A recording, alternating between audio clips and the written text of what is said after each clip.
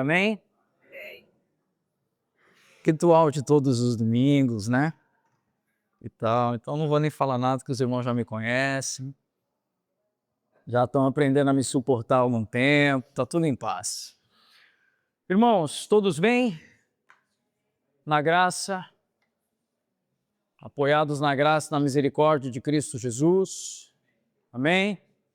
Quando nós perguntamos se estão bem, não é apenas sobre a condição do dia de hoje, mas sobre um estado de permanência em quem? Você ouviu isso? Amém ou não?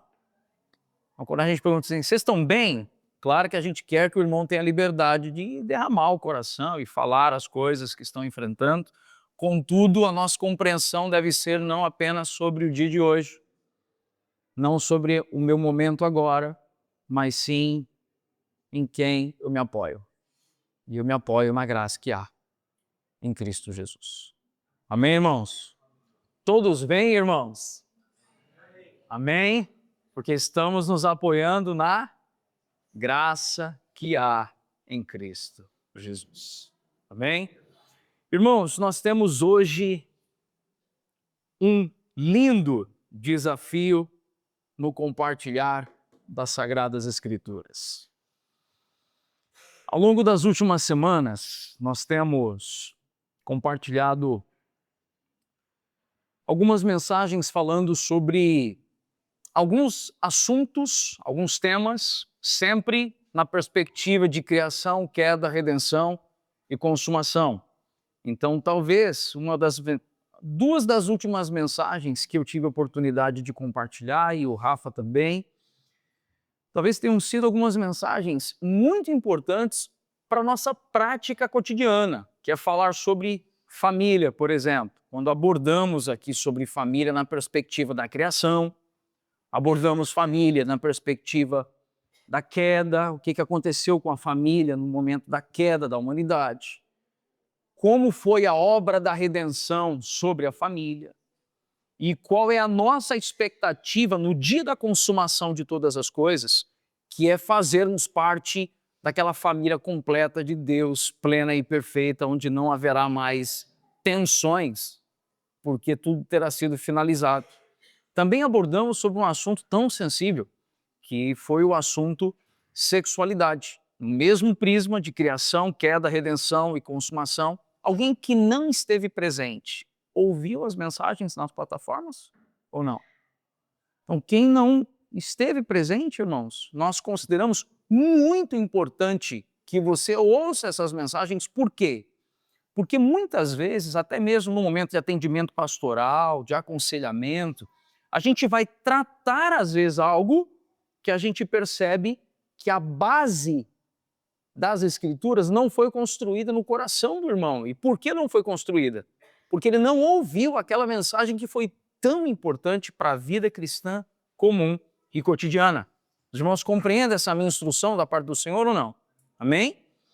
E hoje nós queremos trazer uma palavra acerca de cidadania. Amém?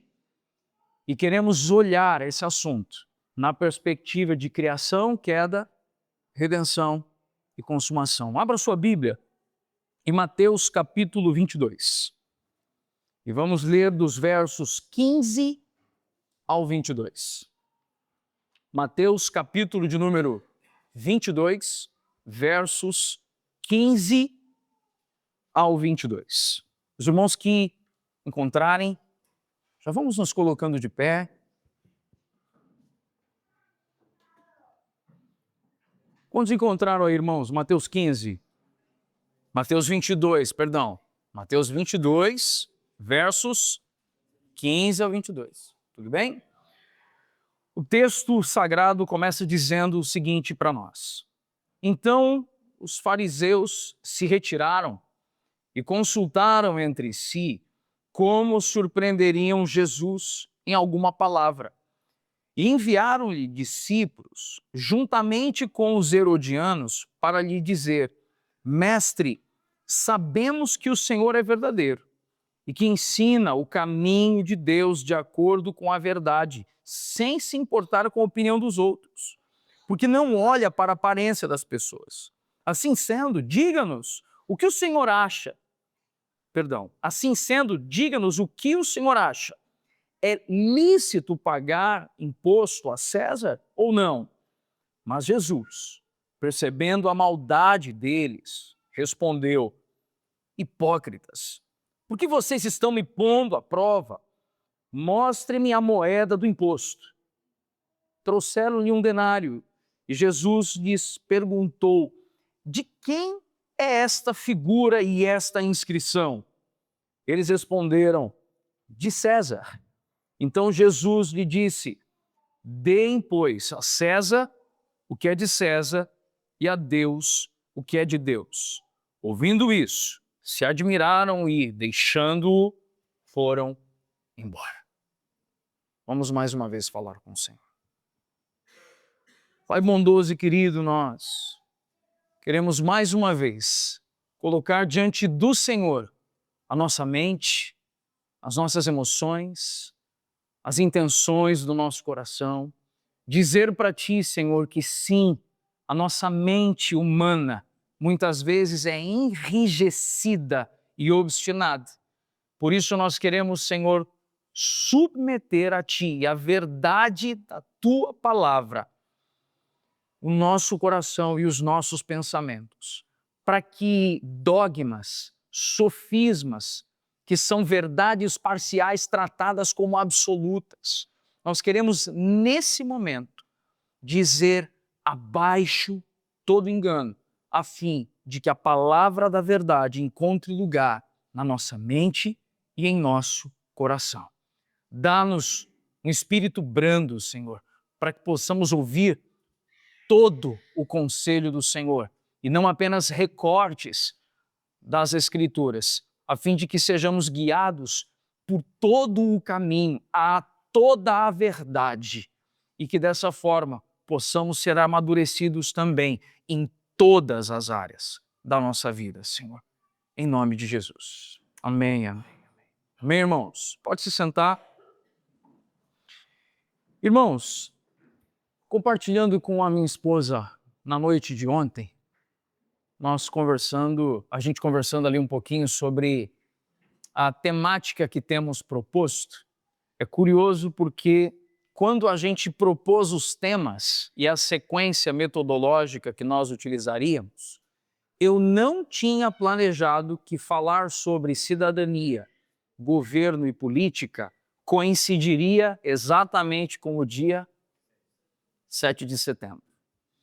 Eu admito que eu titubeei um pouquinho e disse, eu acho que eu vou inverter o assunto, dado ao momento de fervilhar político que nós estamos vivendo, porque não é a intenção da igreja sermos aqueles que fermentam, mas sermos aqueles que trazem luz. Amém, irmãos? Contudo, há algumas, entre aspas, coincidências que eu não quis, então, deixar passar. E achei oportuno, sim, trazer esse compartilhar na manhã de um dia 7 de setembro. Amém, irmãos? Eu quero começar, como introdução desse compartilhar, trazer duas palavras para nós, a fim de começarmos a construir bases de conhecimento à luz das Escrituras. Amém, irmãos? Porque, como temos dito, lembro da primeira mensagem que pregamos dessa série, que foi focada em um texto. Até o final, todo mundo já vai ter que me dizer de qual foi o texto que a gente abriu essa série, irmãos. Qual foi o texto que a gente abriu essa série? Desse jeito eu vou puxar a orelha da igreja, irmãos. O texto que utilizamos como ponto de partida para a nossa série, o que o Evangelho produz, foi 1 Coríntios, capítulo 15, que haviam problemas na vida da igreja, capítulo 15, 15. Porque haviam problemas na vida da igreja, e Paulo foi anunciando problemas de culto, problemas na área sexual, problemas inúmeras áreas, e Paulo vem assim, ó, eu não tenho como responder todas as coisas agora, mas uma coisa eu posso dizer para vocês, eu vos preguei o Evangelho de Cristo. Então nós não podemos responder às questões desse tempo com os filósofos e pensadores desse tempo, mas precisamos responder aos desafios deste tempo com os princípios eternos, visto que viveremos com ele por toda a eternidade. Então, um preceito passageiro, ele não pode nortear alguém que viverá eternamente. Você ouviu essa primeira reflexão ou não? Então eu não posso escolher os filósofos dos dias atuais, vou escolher então para ouvir Mário Sérgio Cortella, vou escolher ouvir pensadores reflexivos como Augusto Cury, vou ouvir então Luiz Felipe Pondé. Não, irmãos, Paulo diria, porque eu vos preguei o Evangelho, e eu que sou chamado a viver para a eternidade, não posso modelar o meu pensamento por preceitos temporais. Quantos estão compreendendo isso, irmãos? Até porque o homem muda, as gerações mudam, os governos mudam, a política muda, mas o nosso Deus é o mesmo e nele não há sombra de variação. Ele é o mesmo que era, que é e que há de vir.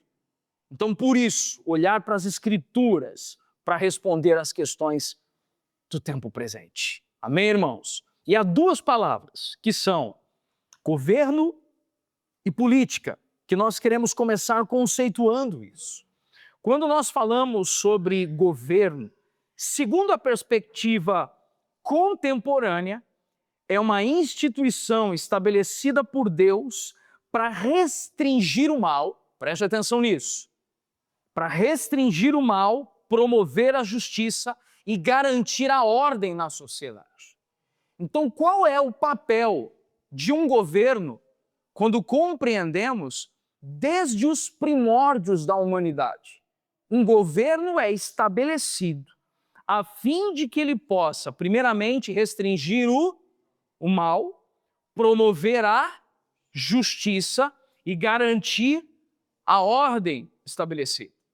A política é o meio, é a metodologia, é a forma pela qual homens e mulheres organizam a vida em comum, administrando a cidade e buscando o bem-estar da comunidade. Então, quando nós pensamos no nome, na organização, na estrutura de governo, está falando sobre meios de gestão para conferir ordem, justiça e paz para a comunidade. Amém ou não, irmãos? E política são os meios práticos de como realizar a ideia de um governo equilibrado e saudável. João Calvino definia o governo civil como um dom precioso de Deus para manter a ordem e possibilitar que a vida em sociedade não descambe para o caos. Então, note que um dos reformadores, os quais reconhecemos de forma grande notoriedade, Calvino acreditava que o governo civil não deve ser demonizado, porque ele é uma dádiva do Senhor para garantir a ordem e possibilitar uma vida em sociedade que impeça que as coisas caminhem para um caos. Hermann Bavinck destacava que a política pertence à esfera da graça comum e que Deus preserva a humanidade e concede estruturas de ordem para que a vida siga adiante. Uma das primeiras coisas, irmãos, que nós precisamos, como igreja, ter clareza e compreensão, e quero lembrar, trazer aqui para o nosso compartilhar palavras do pastor Arioval Gomes, da Igreja Presbiteriana de Pinheiros, quando em um dos seus sermões acerca de o cristão e a política, ele puxou uma pergunta que eu notei que a igreja como um todo titubeou em responder e quero trazer isso para nós essa manhã. De onde procede a autoridade de um governo? Eu vou perguntar mais uma vez. De onde procede a autoridade de um governo? Procede de Deus. Deus é o único que detém toda a autoridade e ele confere autoridade aos homens. Pastor, mas tem autoridade que parece que veio do capeta, pastor. Contudo, quando nós pegamos o livro do profeta Daniel, nós vemos que homens maus foram colocados em posições de autoridade e governo, a fim de conferir juízo ao povo e quebrar o coração do povo, a fim de que o povo se voltasse novamente para Deus. E a palavra nos ensina que o Senhor põe reis e o Senhor depõe reis, porque tudo é feito segundo a sua soberana vontade. E o Senhor, em sua soberania, irmãos, preste bem atenção no que eu quero dizer aqui. Eu libero paz de Deus sobre o seu coração, assim para você ouvir o que eu vou dizer. O Senhor, em sua soberania, continua sentado em seu alto e sublime trono, e a sua vontade, como decreto, se cumprirá. Então eu não preciso temer o homem, mas devo eu temer aquele que é o detentor de todo o poder e de toda a autoridade, a saber, Cristo Jesus, o Rei da Glória. Sabe, C.R. Sproul lembrava que a autoridade do Estado não é absoluta. A única autoridade absoluta é a autoridade da parte de Deus. Mas derivada de Deus existe para proteger o inocente, para punir o malfeitor e criar condições de paz. Então, C.R. Sproul, quando está redigindo acerca desse assunto tão importante, ele está dizendo, olha, o Estado tem autoridade, mas a autoridade do Estado é para. E aí eu quero que você atente a isso, porque eu vou costurar o fim da mensagem com essa introdução. Sabe qual é o papel do governo do Estado? O papel do governo do Estado é proteger o inocente, punir o malfeitor e criar condições de paz para a vida comum. Esse é o papel de um governo. Você ouviu isso ou não? Portanto, governo e política são instrumentos de Deus para que o povo viva bem, em paz e com tranquilidade. E há um ensino nas Escrituras. Abre para mim, Felipe, por gentileza. 1 Timóteo, coloca na tela para nós, por favor. 1 Timóteo, capítulo 2, versos 1 e 2. Vamos abrir esse texto, irmãos, também? Registre esse texto. Temos aqui as Escrituras nos ensinando algo. 1 Timóteo, capítulo 2, versos 1 e 2, a Escritura nos diz assim: antes de tudo, peço que se façam súplicas, orações, intercessões e ações de graças em favor de todas as pessoas. Então, estamos falando de todos aqui. Agora, a segunda parte do versículo diz: orem em favor dos reis e de todos que exercem autoridade, para que vivamos vida mansa e tranquila, com toda piedade e respeito. Você sabe o que Paulo está aqui instruindo Timóteo? Irmãos, nós estávamos aqui lendo um texto que Paulo escreveu ali, talvez perto do ano 50, 60 depois de Cristo. Esse texto, ao ser escrito, nós sabemos que a Europa estava tomada por um império conhecido como Império Romano. E o Império Romano, ele era benevolente ou era um império tirano? Era extremamente tirano, irmãos. E Paulo não está aqui conclamando o povo à contenda. Paulo está aqui diante da injustiça que ele presenciava, está dizendo: orem pelos reis. Orem por aqueles que exercem autoridade. Para que nós possamos, aí agora ele se inclui, para que vivamos uma vida mansa e tranquila com toda piedade e respeito. Irmãos, tudo que estamos falando aqui é sobre ideologia do século XXI ou é sobre preceitos eternos? E é isso que deve nortear a nossa vida cristã, irmãos. Jesus estabeleceu esse princípio ao ser questionado sobre os impostos. Quando Jesus foi questionado, Jesus ele faz ali um Tramontina quarta-face, assim, né? Pá! Aquela quebrada assim. Jesus percebeu que eles estavam querendo fazer o quê? Jesus percebeu que eles estavam querendo polemizar, certo ou não? E diante da tentativa de polemizar, Jesus vem e trabalha com uma distinção aqui. Jesus vai e diz, dai a César o que é de César e a Deus o que é de Deus. Sabe o que Jesus está fazendo aqui, irmão? Preste atenção, enxerga o que está por detrás do texto. Jesus está dizendo, existe um César que exerce governo nessa terra. Mas existe um Deus soberano que exerce governo sobre todas as coisas. Então, dê ao César, ao imperador romano, a sua responsabilidade civil. Ouviu o que eu disse ou não?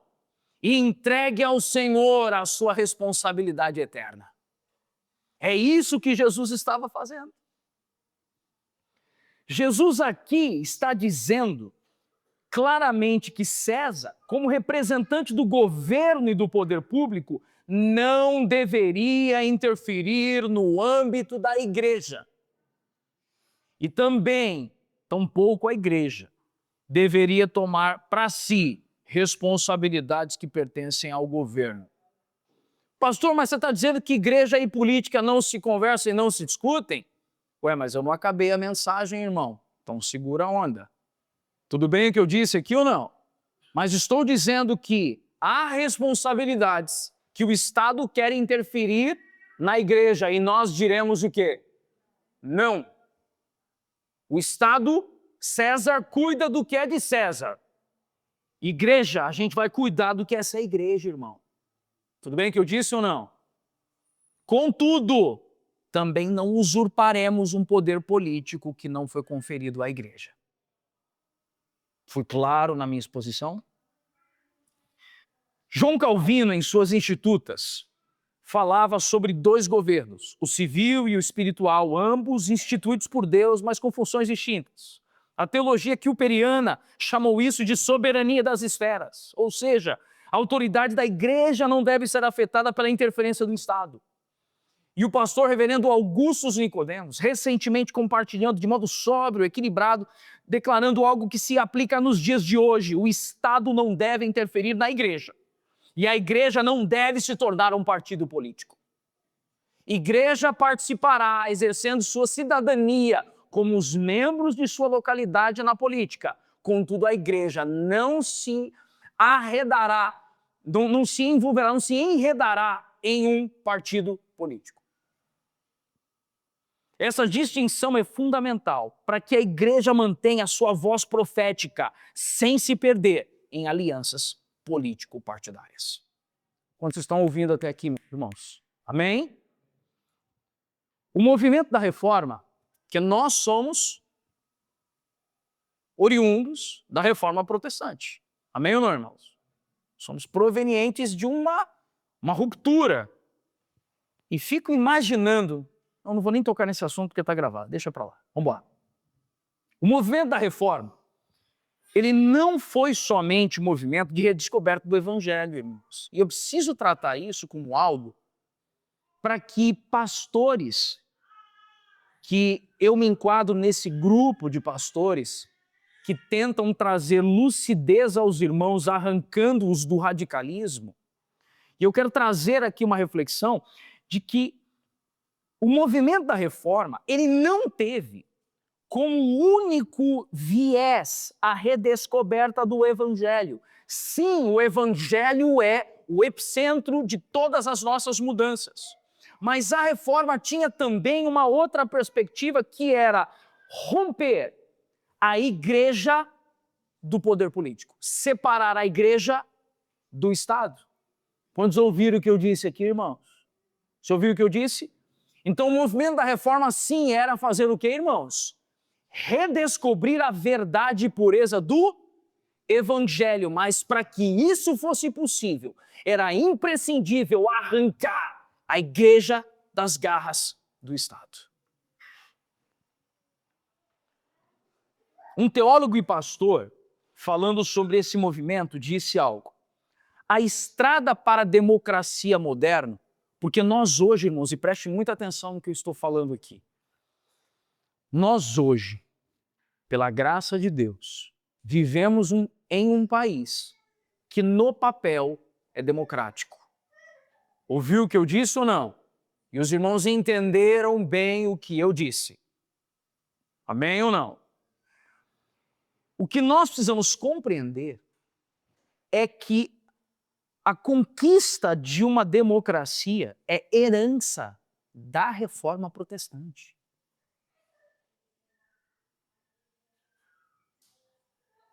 Você sabia que a laicidade do Estado é uma conquista do protestantismo? Você sabia disso ou não? Deixa eu dizer uma coisa então, até para instruir os irmãos nesse sentido. Muitas vezes, quando nós estamos professando a nossa fé, somos cerceados. Se familiarize com essa palavra. Cerceado significa o quê? Cortado, repreendido, interrompido. Nós somos cerceados de manifestar a nossa fé e a alegação muitas vezes é que o Estado é laico, essa repartição pública é laica. De fato, irmãos, é verdade. O Estado é laico, a repartição pública é laica. Só que o que não te contaram é que todas as escolas antes da Reforma Protestante era liderada e presidida por padres. E a educação, ela era eminentemente católica. Não existia educação fora da religião católica. E quando vêm os pré-reformadores, eles queriam educar os seus filhos sem o viés religioso. Eles queriam que o Estado oferecesse educação, instrução formal e o aspecto de religião era a responsabilidade de quem? Da família. Então os pré-reformadores entraram em ruptura com o sistema para obter o que nós chamamos de laicidade, que é o direito de ter uma educação onde ninguém vai falar sobre religião na instituição de ensino e eu vou poder educar o meu filho com base no que eu creio na minha casa. Então, quando alguém vier te dizer sobre a laicidade, ensine isso, que a laicidade é uma conquista da reforma protestante. Mas eu já vou dar uma pedrada agora. Isso quer dizer, pastor, que você apoia ou não ensino religioso nas escolas? O que você acha? Se a escola for confessional, ela tem esse direito porque o PPP, o Projeto Político Pedagógico, já publica isso, que é confessional. Então, quando o pai matricula, ele já sabe que é confessional. Contudo, uma escola pública, não, eu não apoio uma disciplina chamada ensino religioso. Que isso, pastor? Sabe por quê, irmão? Porque vão ter que fazer processo seletivo para colocar professores para dar aula de ensino religioso. E geralmente são professores de história, sociologia e filosofia com pós-graduação em ciência das religiões. Não serão cristãos dando aula de ensino religioso. Não se engane. Aí você entende o seu pastor agora quando vê um telejornal vendo a bancada evangélica na Câmara dos Deputados e no Senado lutando para ter ensino religioso e o pastor de vocês está com a mão na cabeça dizendo não, pelo amor de Deus, esses caras não sabem o que está acontecendo na escola, então fecha a boca.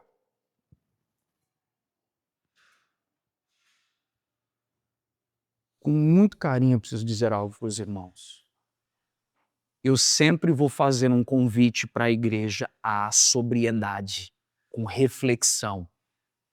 Então, se eu disse que eu não apoio, irmãos, não é porque eu estou com viseira, é porque, de fato, eu tenho motivo para dizer que eu não apoio, e o motivo é esse. Eu quero poder chegar em casa e formar meus filhos sem a interferência do Estado. O Estado vem para instruir, eu venho para formar. Quantos estão compreendendo o que eu disse aqui? Quantos já tinham ouvido sobre essa perspectiva de laicidade como origem no protestantismo? Amém. Assim, ao exercer a cidadania, exercer a cidadania faz parte da vida comum do cristão, não como militante de partidos, ouça isso. Assim, exercer a cidadania faz parte da vida comum do cristão, não como militante de partidos, mas como testemunha do Evangelho, sendo sal e luz no meio de uma sociedade corrupta e perversa. Quantos estão compreendendo até aqui, irmãos? Amém? Na criação, o que podemos abordar? Na criação, se alguém quiser registrar o texto, Gênesis 1, 26 a 28.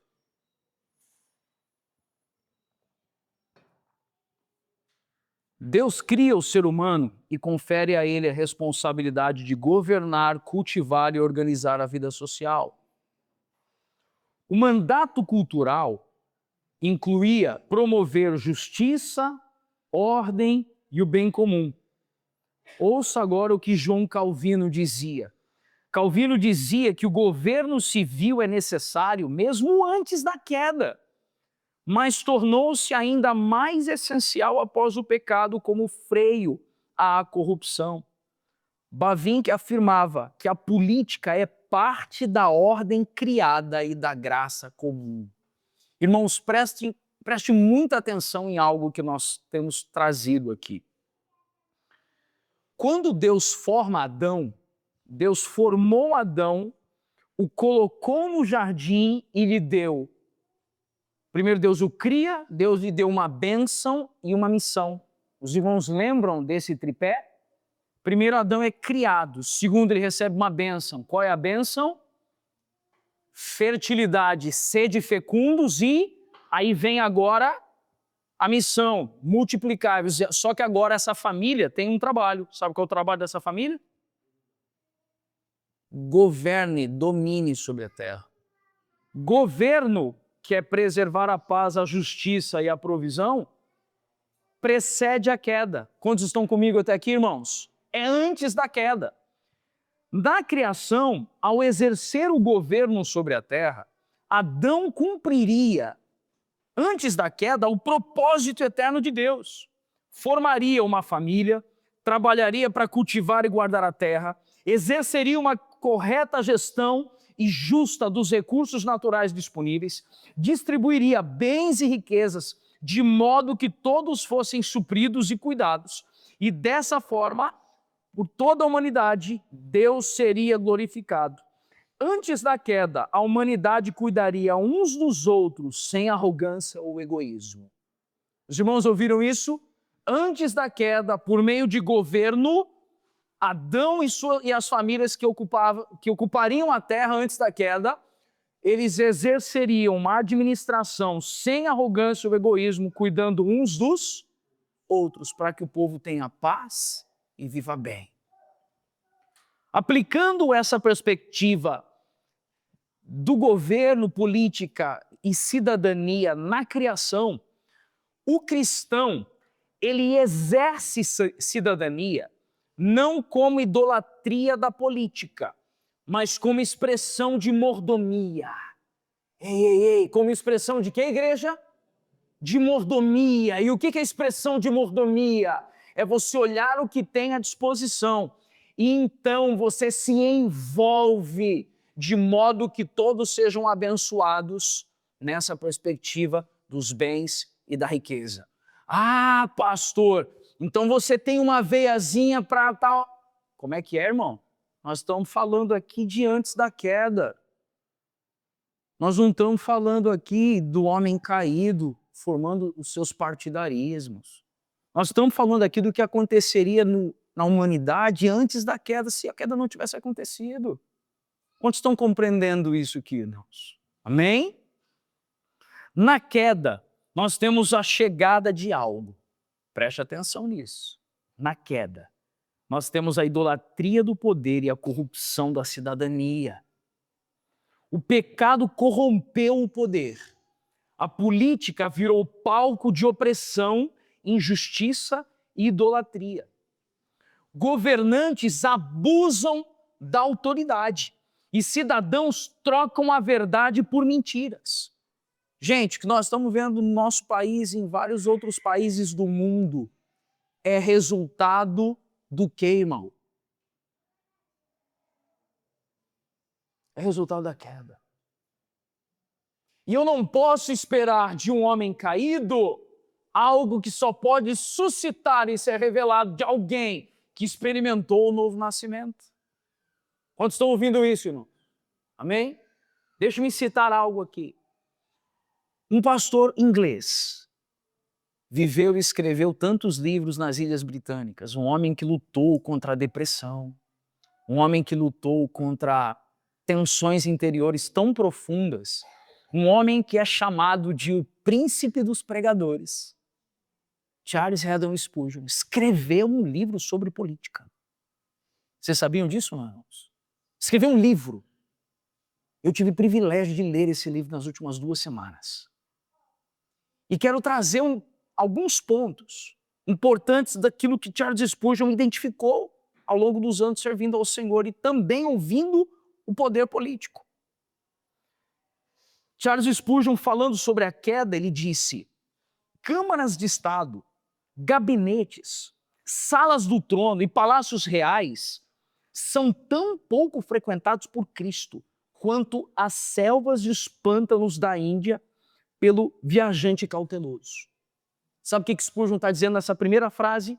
Spurgeon está dizendo que, de fato, irmãos, casas de poder. O que eu quero dizer quando eu menciono a expressão casas de poder?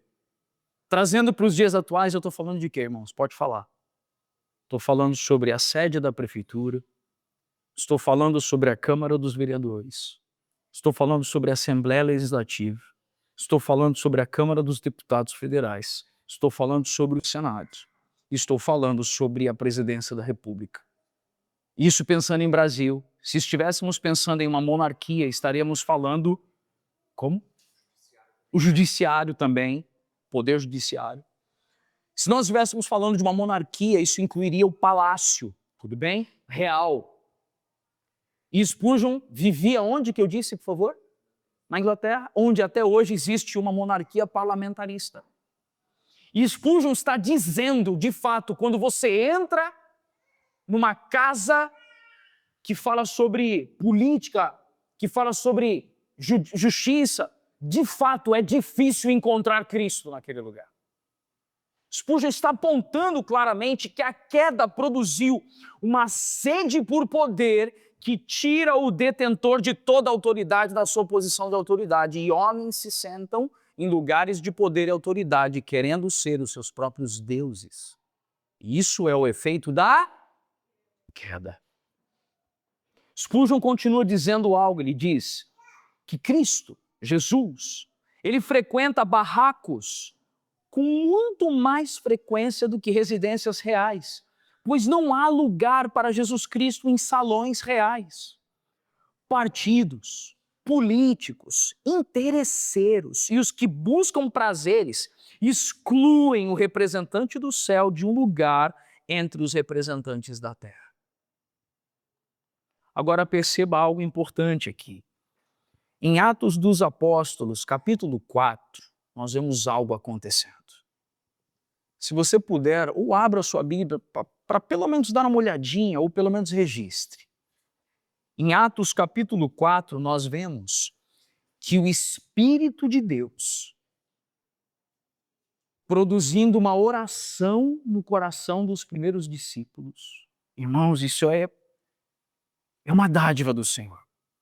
Existe uma das coisas que a gente precisa trazer à nossa mente, que a gente às vezes esquece, né? Que as orações que a gente não sabe o que tem que pedir direito, o que acaba acontecendo? O Espírito Santo intercede por nós com gemidos o quê? Inexprimíveis. As coisas que a gente não consegue dizer, a gente não sabe nem reconhecer as áreas que a gente está com dificuldade. O Espírito Santo, ele parece que grita dentro da gente, nos levando a orar por coisas que a nossa consciência muitas vezes não oraria. Em Atos capítulo 4, os discípulos estavam sendo perseguidos pelo poder público. Você ouviu o que eu disse ou não? Eu vou repetir. Os primeiros discípulos estavam sendo o quê? Perseguidos por quem? Pelo poder, que ele era religioso, mas era o poder público. Porque o judaísmo, dentro do Império Romano, tinha uns privilégios. E dentre esses privilégios, eles tinham um poder político. E a perseguição, ela tinha origem religiosa, mas ela tinha um desdobramento com efeito civil. Consegui me expressar com clareza ou não, irmãos? A origem da perseguição era o que eu disse? Religiosa, mas ela tinha um efeito civil. Os discípulos estavam sendo perseguidos. E qual foi a oração que os discípulos foram levados a fazer, irmão? Olha na sua Bíblia. Não é o Filipe que está dizendo, foi Lucas que, escrevendo Atos dos Apóstolos, descreveu o que está escrito aí. Eles pediram: Senhor, dá-nos maior ousadia para pregar. Sabe o que o mundo precisa? O mundo precisa conhecer a verdade do Evangelho.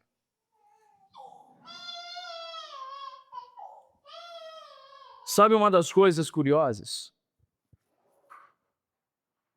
É que os discípulos, eles são espalhados no Império Romano e começam a proclamar o Evangelho em vários lugares. Você ouviu o que eu disse ou não? Então o que acontece? A perseguição produziu o que, irmãos? Um avanço do Evangelho. Então, quando somos perseguidos, uma das coisas que precisamos considerar é que a mensagem não deve ser silenciada, ainda que isso produza para nós algum tipo de sofrimento. No ano 300, aproximadamente, depois de Cristo, um imperador de nome, quem lembra aí? Constantino. Ele aparentemente se converte, torna-se um cristão, é batizado e ele sacramenta algo. Sabe o que ele sacramenta? O cristianismo como o quê? Como a religião oficial do império. Que de fato, irmãos, sabemos que isso trouxe portas abertas para o cristianismo, sabemos disso, amém ou não? Trouxe portas abertas, que bênção! Contudo, a igreja escolheu se deitar no colo do Estado. A igreja escolheu se render ao poder político. A igreja escolheu se beneficiar das coisas que o Estado lhe proporcionava. Nós percebemos que a união entre, e essa frase dita por Charles Haddon Spurgeon, a união da igreja com o Estado é um golpe fatal para a verdadeira religião. E Spurgeon nos chama a exerça a sua cidadania, mas não misture governo e Estado. Ouviu o que eu disse ou não? Seja um cristão professo e não misture governo e Estado. Wayne Grudem, em um de seus livros, inclusive um dos livros usados na preparação desse sermão, que fala sobre política e cristianismo. Wayne Grudem nos diz algo. É calamitoso que essa visão de impor a religião tenha sido adotada por tantos cristãos em séculos passados. Ela teve um papel importante na Guerra dos 30 Anos, que foi de 1618 a 1648, que começou com um conflito entre protestantes e católicos, desejosos de controlar vários territórios, principalmente na Alemanha. Nos séculos 16 e 17, houve muitas guerras religiosas na Europa, especialmente entre católicos e protestantes. Me permita compartilhar algo, irmãos. Gostaria que você observasse um cenário. É nosso papel defender o nosso direito de professar a nossa fé. Você ouviu o que eu disse ou não?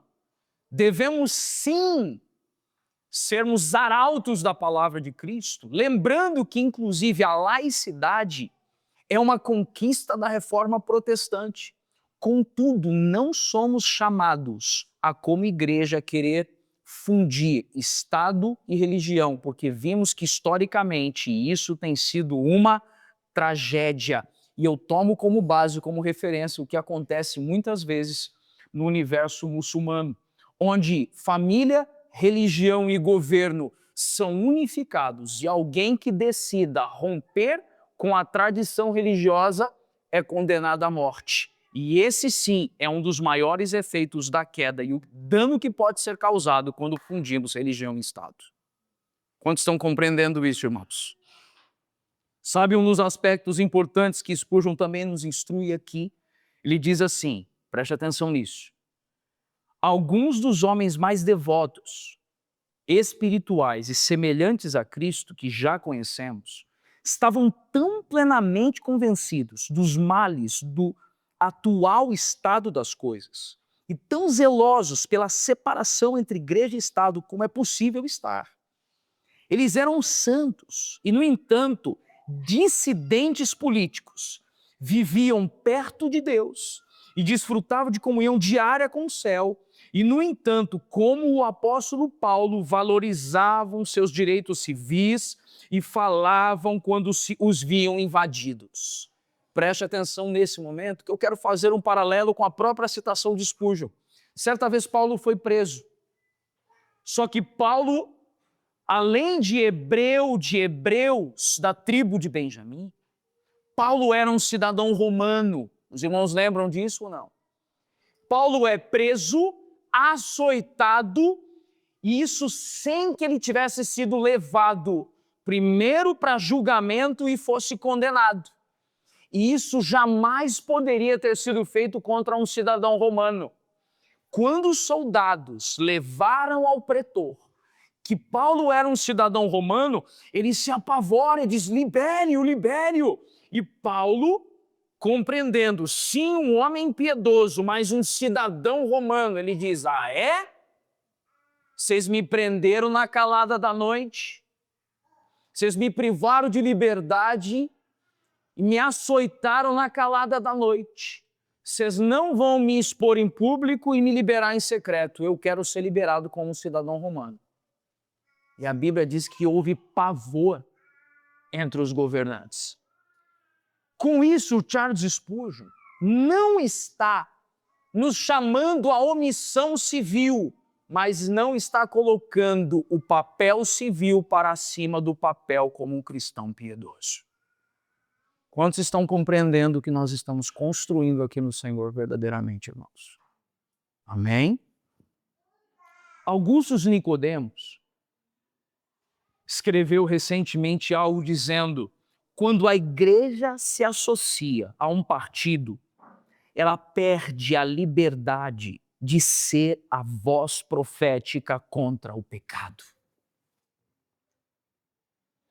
Isso me faz lembrar duas coisas. Um governante em Israel que foi chamado de um homem segundo o coração de Deus. Quem foi esse homem, irmãos? Davi.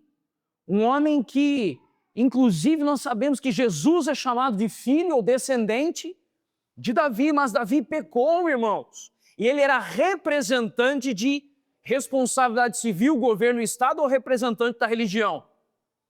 Davi era representante do governo, do Estado. E quando Davi peca, entra no palácio quem, irmãos? Entra no palácio o profeta Natã. E quando o profeta Natã entra, ele entra e usa de uma alegoria. E aí ele confronta ali Davi, e Davi, representante do poder político, é repreendido por alguém representante da parte de Deus. Vocês estão compreendendo isso? Agora, quando nós vemos esse cenário, compreendemos que se Natã estivesse vivendo, não vou usar uma expressão, se Natã estivesse vivendo, se beneficiando das coisas que o Estado poderia lhe conferir, talvez quando ele se aproximasse de Davi, ele iria cheio de dedos, mas perderia a autoridade de denúncia profética. Quantos estão compreendendo isso? Sabe, pastor, mas tem algum caso na Bíblia para você me descrever melhor isso que você está falando? Tem, irmãos. O povo Israel tinha sido dividido. 10 tribos, 2 tribos, formando os povos de Judá e Israel. O rei em Judá quem era? O rei em Judá numa época era Josafá.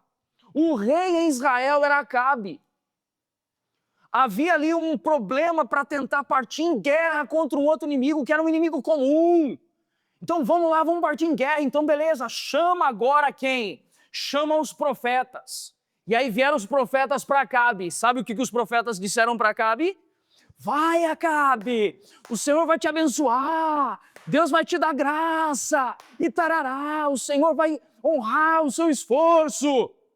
E aí quando Josafá vira e fala assim, mas tem um profeta ali que eu não queria deixar em aberto, eu queria ouvi-lo, é o profeta Micaías.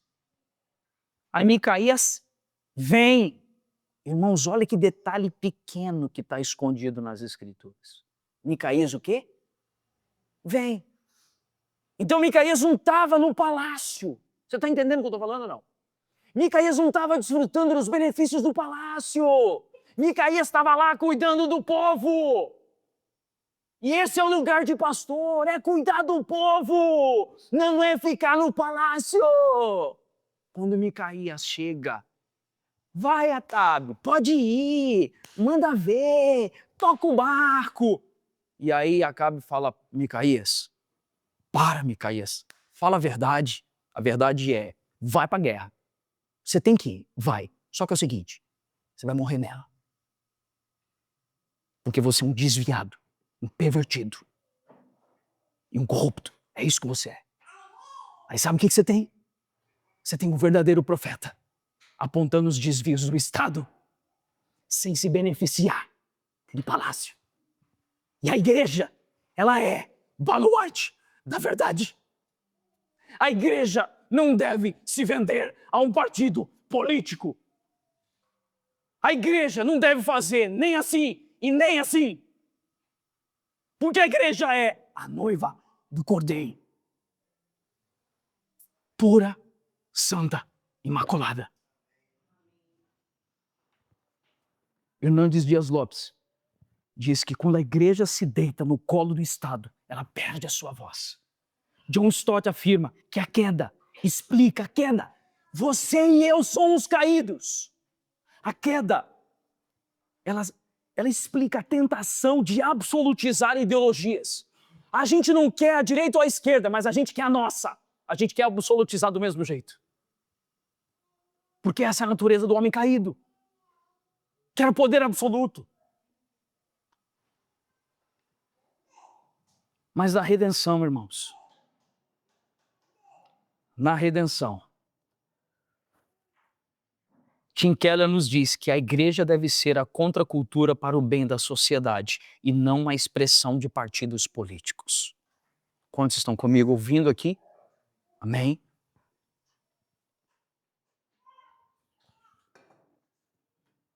Igreja não deve ser. Desculpe, Charles Spurgeon diz: cristãos são chamados a ser faróis para a cidade e não a carregar bandeiras humanas. Em um de seus sermões, Paul Washer declarou: a transformação do mundo não vem pela política, mas pelo poder do Evangelho de Cristo Jesus. Você ouviu o que eu disse? A transformação não vem pelo poder político, mas a transformação de uma sociedade vem pelo derramar do poder do Evangelho sobre uma comunidade. como homens e mulheres redimidos pelo Evangelho, assumimos viver nesse tempo debaixo de autoridades humanas. Preste atenção nisso, vou repetir aqui.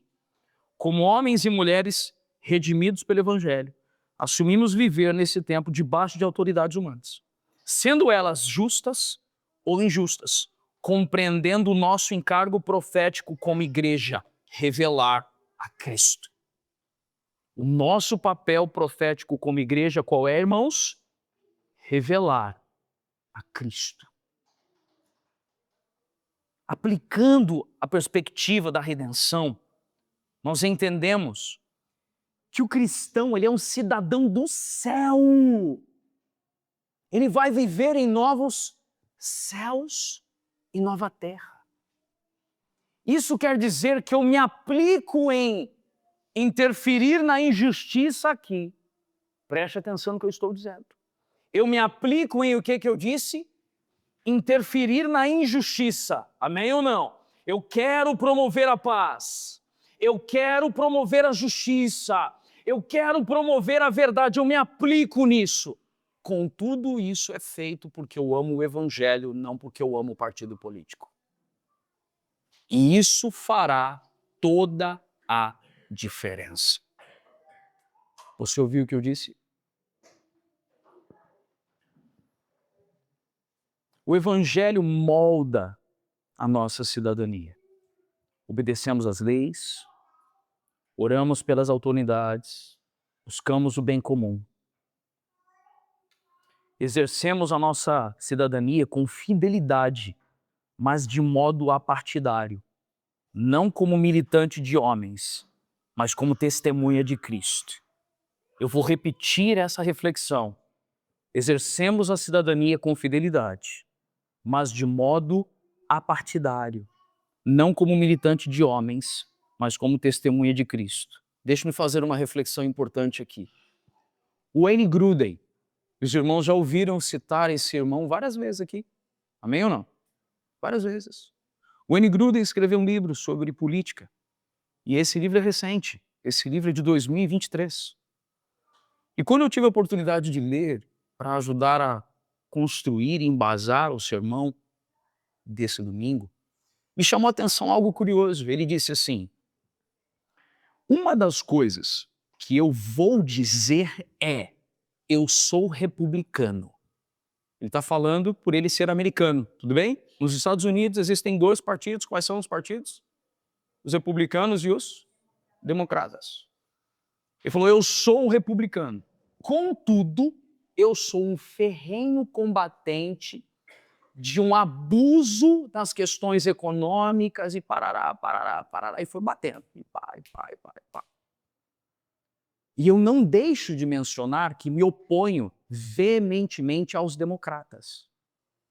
Mas não tem como dizer que Barack Obama não foi um ótimo articulador político ao longo dos anos que esteve à frente do governo norte-americano.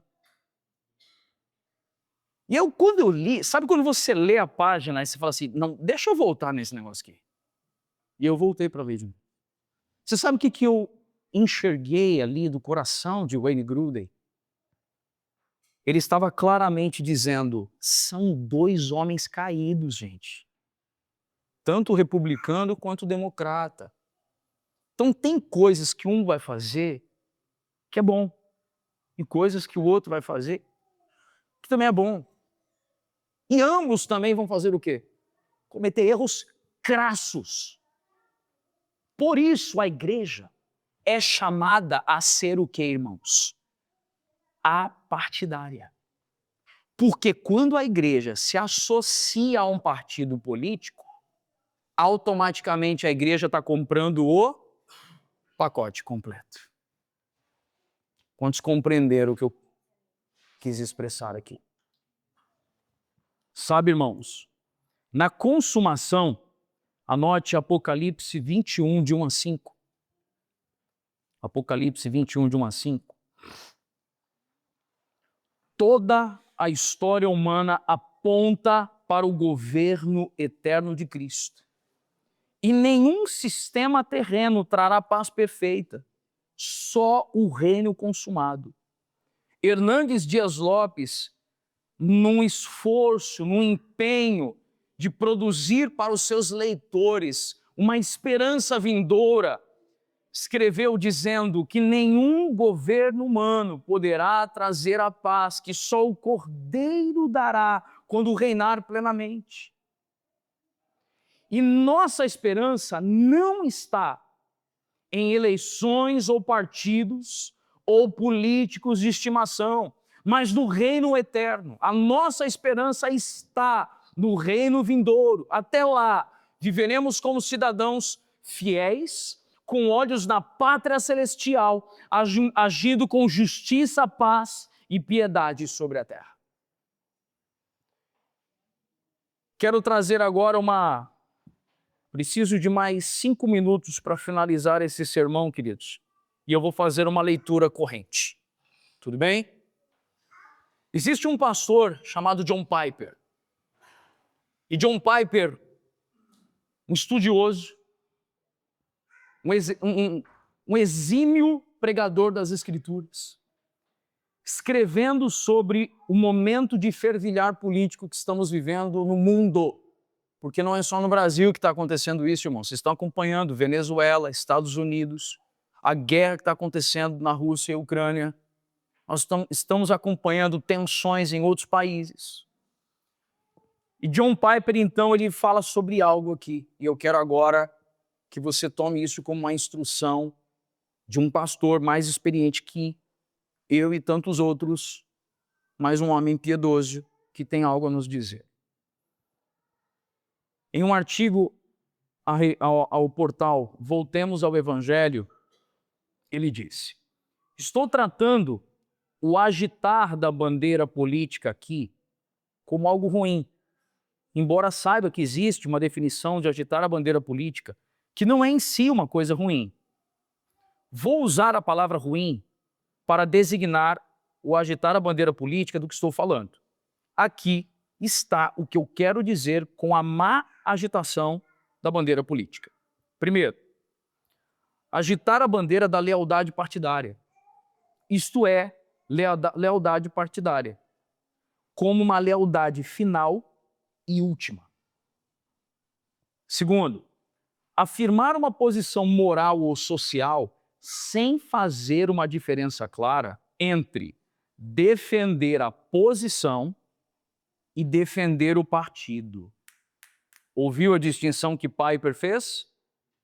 Ele usa a escolha de defender uma posição ou defender o partido como um risco.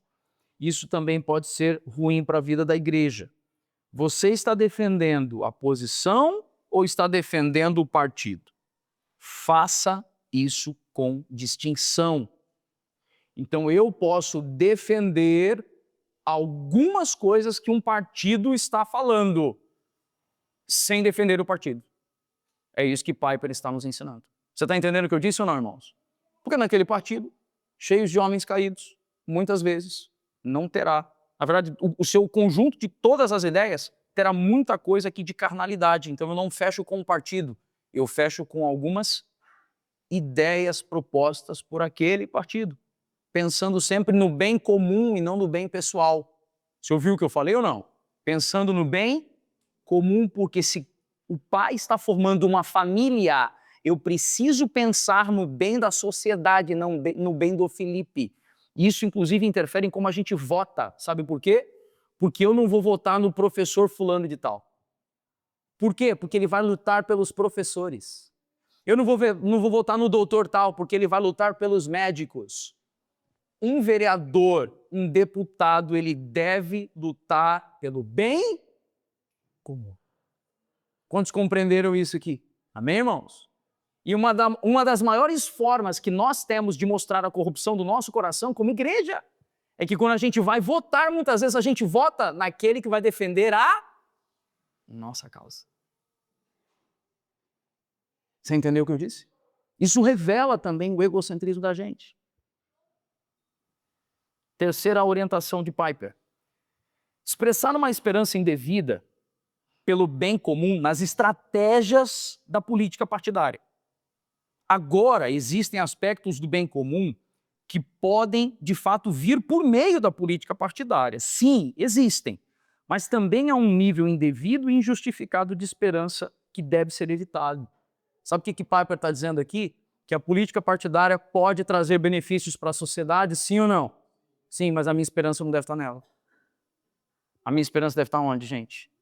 Deve estar em Cristo. Quarto, fundamentar posições morais em plataformas partidárias e não em uma cosmovisão bíblica. Irmãos, essa frase de Piper para mim foi a mais importante das 7 que eu vou ler aqui, das 6 que eu vou ler.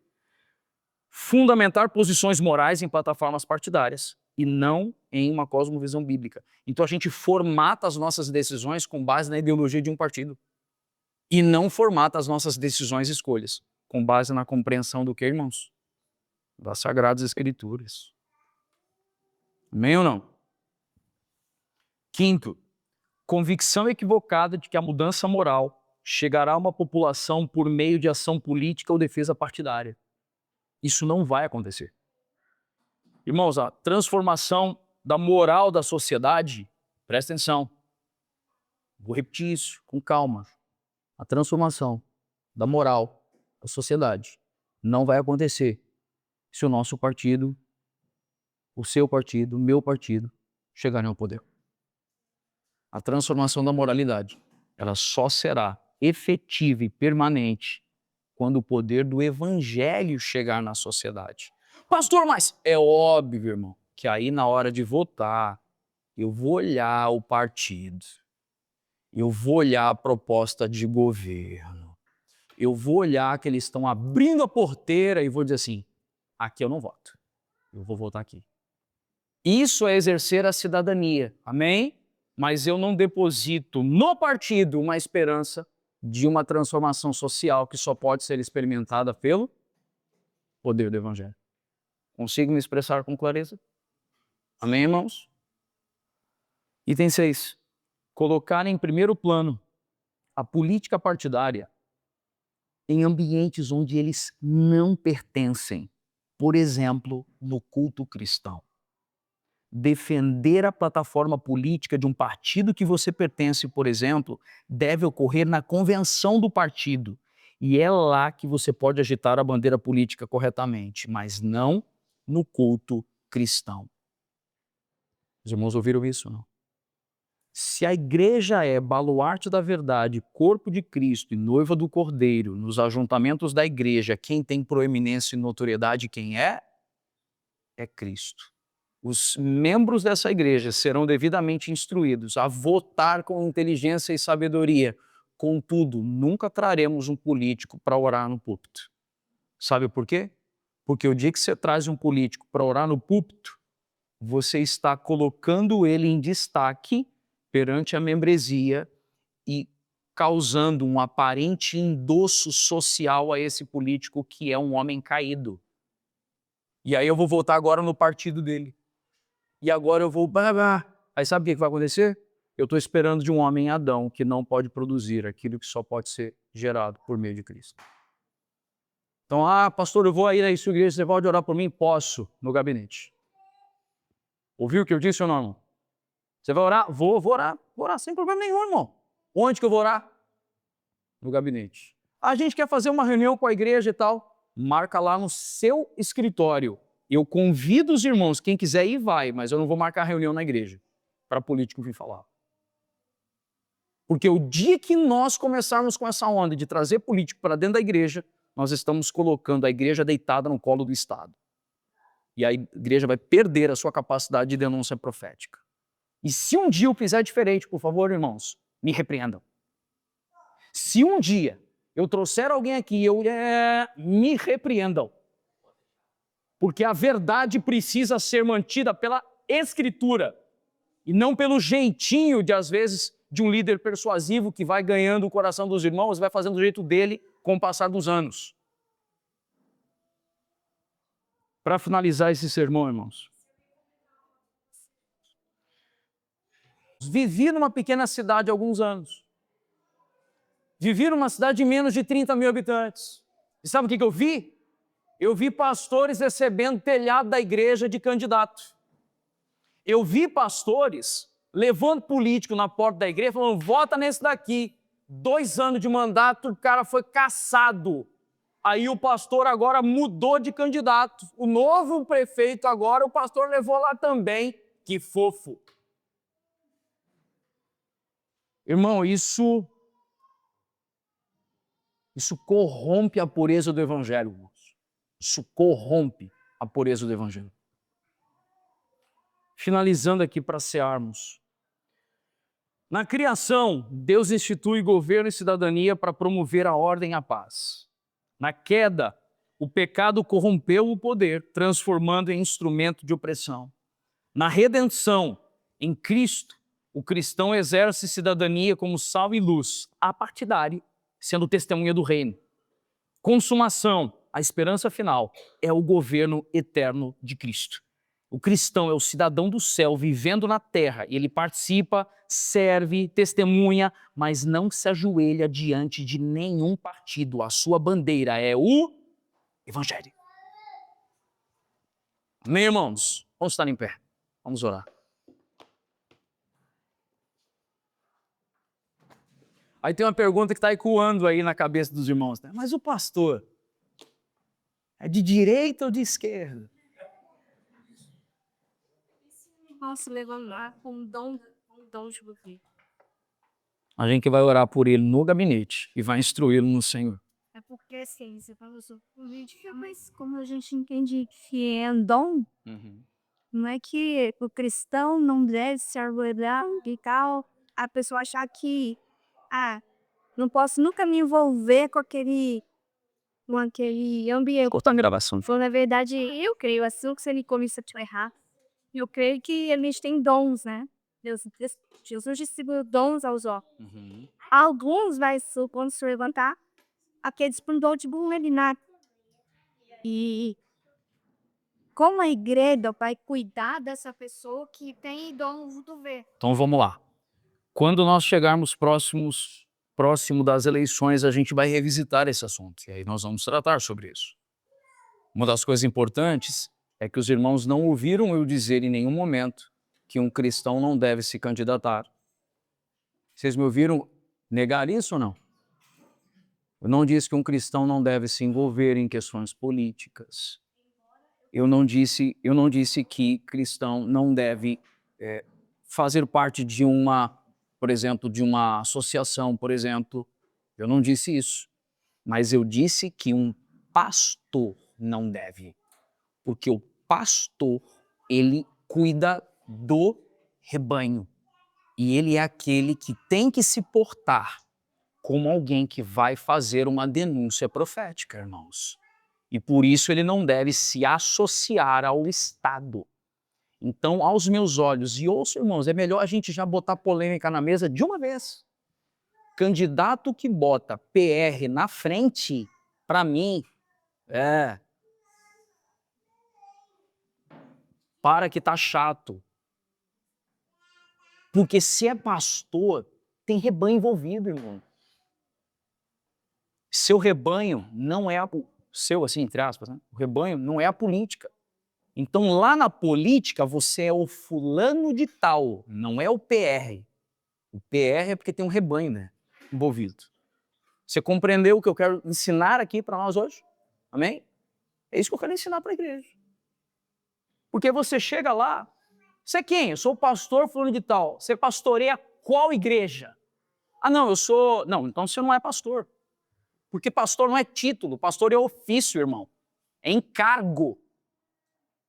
Eu não chego lá no trabalho, lá na Gama, como é que é o seu nome? Eu sou o pastor Felipe Barros. Porque lá é a figura do quê, gente? Do professor. O ofício pastoral, ele é aqui. Porque tem um rebanho para eu cooperar com o apacentamento de Cristo. Você está entendendo o que eu estou dizendo ou não?